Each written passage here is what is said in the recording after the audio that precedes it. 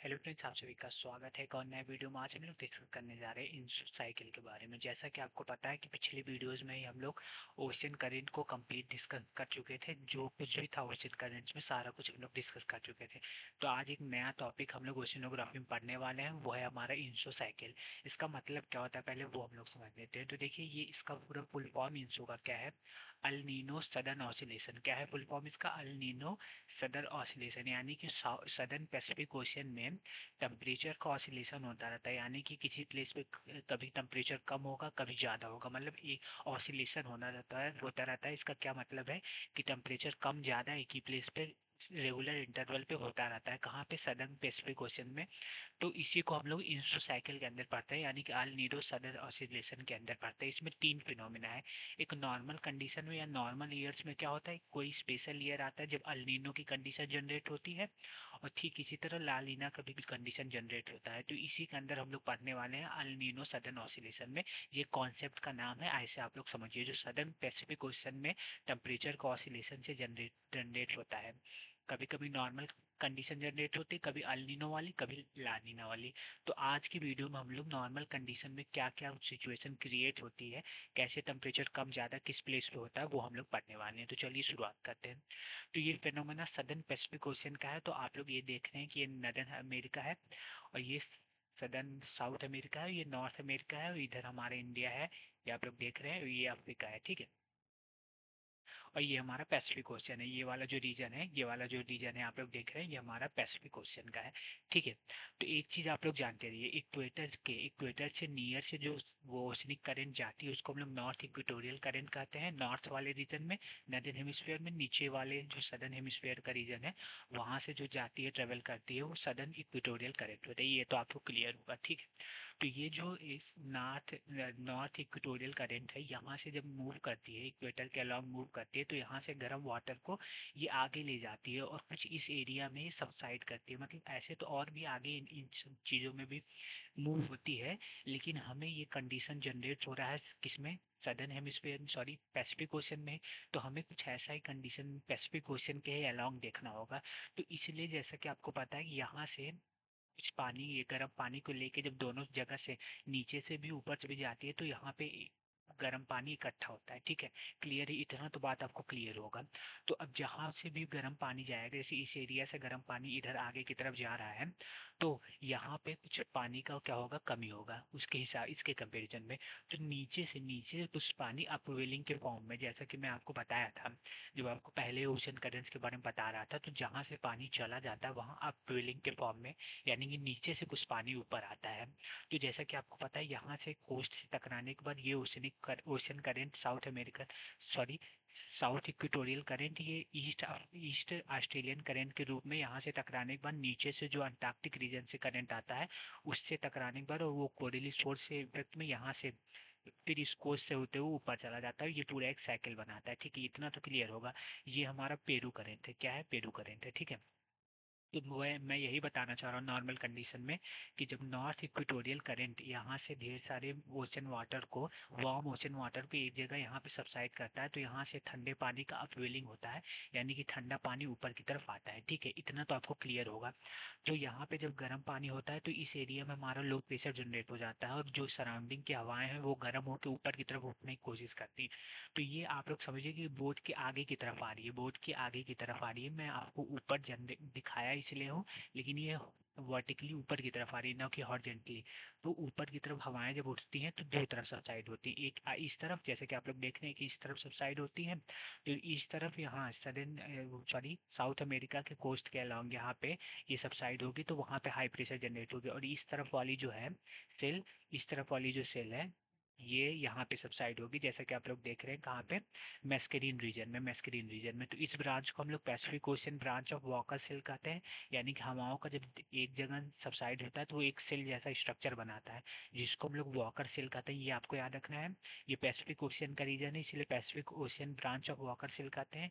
और ये Indian ocean का इधर नीचे का रीजन है, इसीलिए Indian Ocean branch of Walker cell कहते हैं। और ये मैस्करीन में, अफ्रीका के नीचे एक मैस्करीन है, रीजन है, वहाँ पे ये सबसाइड होता है, ठीक है। इतना तो आपको क्लियर होगा। तो यानी कि एक जगह इस नॉर्थ इक्वेटोरियल करंट के कारण और ट्रेड विंड्स के कारण एक जगह वार्म वाटर सबसे वो होता है, इकट्ठा होता है, जिसके कारण सराउंडिंग की हवाएं इस वार्म वाटर के कांटेक्ट में आती हैं और गर्म होकर ऊपर उठती हैं और दो सेल का फॉर्मेशन करती हैं।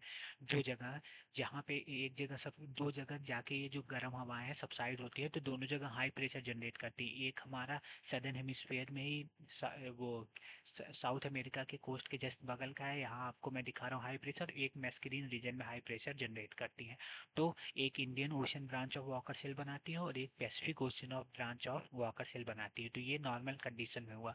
नॉर्मल कंडीशन नॉर्मल सालों में होता रहता है। तो क्या होता है, पहला कंडीशन क्या होता है नॉर्मल कंडीशन में, पहला हमारा वॉकर सेल का डेवलपमेंट होता है जैसा कि आप लोग देख लिए हैं, ठीक है। और दूसरा क्या होता है, दूसरा जो है हमारा cold water near the eastern Pacific ocean, जैसे कि आप लोग देख रहे हैं ये ईस्ट ईस्ट पैसिफिक ओशन, ये हमारा ईस्ट पैसिफिक ओशन है, समझिए ईस्ट पैसिफिक ओशन में हमारा कोल्ड वाटर जनरेट होता है। कोल्ड वाटर क्योंकि अपवेलिंग के फॉर्म में कोल्ड वाटर ऊपर आता है और हाई प्रेशर जनरेट करता है, ठीक है, ये तो क्लियर हुआ। तो ईस्टर्न रीजन में कोल्ड वाटर जनरेट होता है, warm water around western Pacific में, यहाँ पे जहाँ से लो प्रेशर क्रिएट हुआ है यहाँ वार्म वाटर है। तो ये वेस्टर्न क्या है, वेस्टर्न पैसिफिक ओशन में वार्म वाटर होता है, क्रिएट होता है इस कंडीशन में। और एक ब्रांच ऑफ जो वॉकर सेल है सबसाइड होती है ईस्टर्न पैसिफिक कोस्ट पे, मैं आपको दिखाया हूँ। और दूसरा ब्रांच कहाँ जाके सबसाइड होती है, मैस्करीन रीजन में, यहाँ तो आप लोग को क्लियर है। और जहाँ भी सबसाइड होती है वहाँ पे हाई प्रेशर जनरेट होता है, ये भी आपको क्लियर है, ठीक है। अब एक चीज जानिए कि ये हमारा नॉर्मल कंडीशन में ये जो सेल बनता है वॉकर सेल, ये इंडियन के मानसून को कैसे फैसिलिटेट करेगा। तो जैसा कि आप लोग यहाँ पे देखिए, मैं आपको फिगर के जरिए समझाना चाहता हूँ। ये देखिए हमारा अफ्रीका का रीजन हुआ ना, समझ लिए ये हमारा अफ्रीका है ना, अफ्रीका है। और ये हमारा मैस्करीन है। तो यहाँ पे मैं आपको बोला हाई प्रेशर जनरेट होगा। और यही जस्ट ऐसे देखेंगे तो यही जस्ट हमारा इंडिया है, ऐसे समझ लीजिए ये इंडिया है ना। तो यहाँ से जब south westerly wind, monsoonal wind जब इंडिया में एंटर करती है तो यहाँ पे हाई प्रेशर का रीजन है।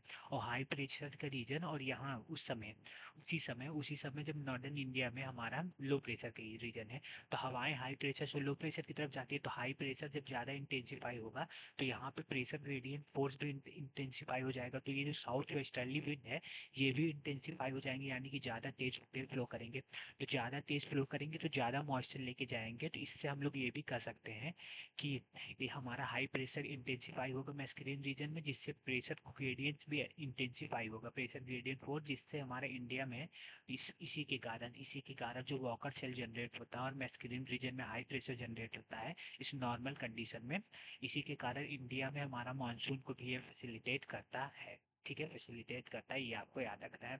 और ठीक है, और पेरू रीजन में इसी कंडीशन में, नॉर्मल कंडीशन में पेरू रीजन एक फिशिंग जोन होता है, बहुत अच्छा फिशिंग जोन होता है, क्योंकि यहीं पे हमारा अपवेलिंग होता है कोल्ड वाटर का, जो नीचे से कोल्ड वाटर अपवेलिंग करते हैं। इसी पेरू रीजन में नीचे से कोल्ड वाटर जो ऊपर की तरफ आते हैं, तो नीचे से जितने भी वो हैं, क्या बोलते हैं, ऐसे सब्सटेंस जो फिश के लिए डेवलपमेंट के लिए कारगर होते हैं, वो सारे नीचे से ऊपर की सरफेस की तरफ लेके आते हैं, जिससे जिससे इस रीजन में क्या बोलते हैं फिशिंग जोन क्रिएट हो जाता है, क्योंकि नीचे से कोल्ड वाटर अपवेलिंग के फॉर्म में नीचे के मिनरल्स को ऊपर लेके आता है, जिससे ये फिशिंग जोन जनरेट होता है।